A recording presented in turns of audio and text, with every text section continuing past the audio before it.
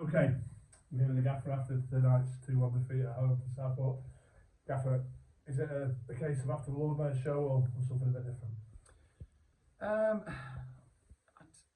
I tried to steer away from that yesterday and today with the boys, but we never started again well. Our first actions were all negative ones. If you look from the first minute of the game, we get the ball back to Youngie, we kick it out of play, so they've got a long throw, comes in our box, gives them a chance. We have midfielders, not playing forward enough. Sinnerhouse not finding fullbacks not finding wingers, and it was all then too distant to tie up top. I thought Tate Campbell, was probably a real shining light in what was not a great night for us. But saying that, Chris, I've just watched it back. We've created so many chances.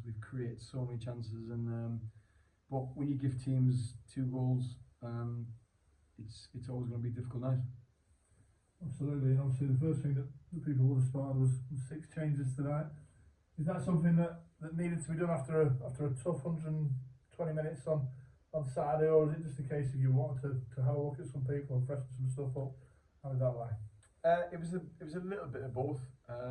Obviously 120 minutes on Saturday, then the elation of winning it, and then it's a big come down to Monday, Tuesday prepping for Southport, because that was such a high on Saturday. So we did have lads who were on the last legs on Saturday, so it was a case of just taking care of them. And again, I've harped on all season about our squad, and the lads who haven't played as much got minutes tonight. And look, I'm not saying it's their fault that it didn't go the way it went.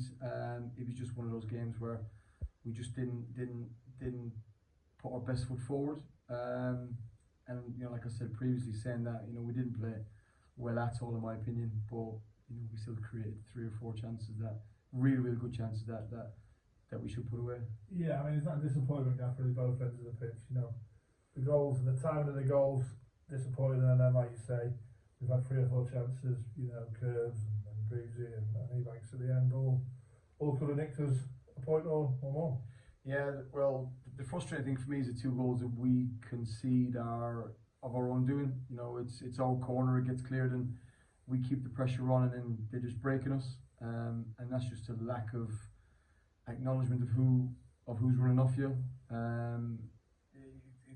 I can't say it's a lack of desire, but it's a lack of awareness, in my opinion. In the second goal, the exact same thing. The fullback gets down the back of JJ, who should be, keeping an eye on him. Sammy goes to ground too easy, and then Denici's too narrow in the back 6. So it's just a catalogue of errors that led to both goals for them. But then concede 2, and we score, but then we should have had 2 or 3 more. Curbs' header, Kazai's had a chance, JJ's had 2 chances, Ty's had a chance, and the one for me was in the last 5 minutes where Callum ball's gone under his foot. If he nicks it, we score. But that's football. If you don't take your chances, then you don't win games, and if you defend like that, then you're definitely not going to win games of football. Absolutely. As you've often said, never too high, never too low. We've all been in football in various roles for long enough to know that Saturday is another day. Chester at home.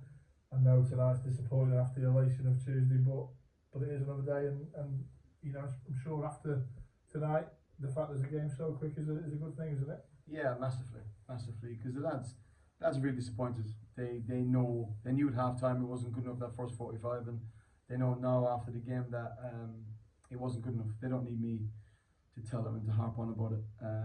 We've been on a magnificent run.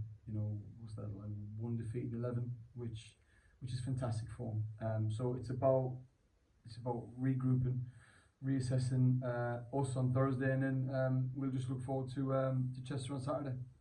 Okay, thanks for your time. I'm looking forward. Cheers, Chris. Thank you.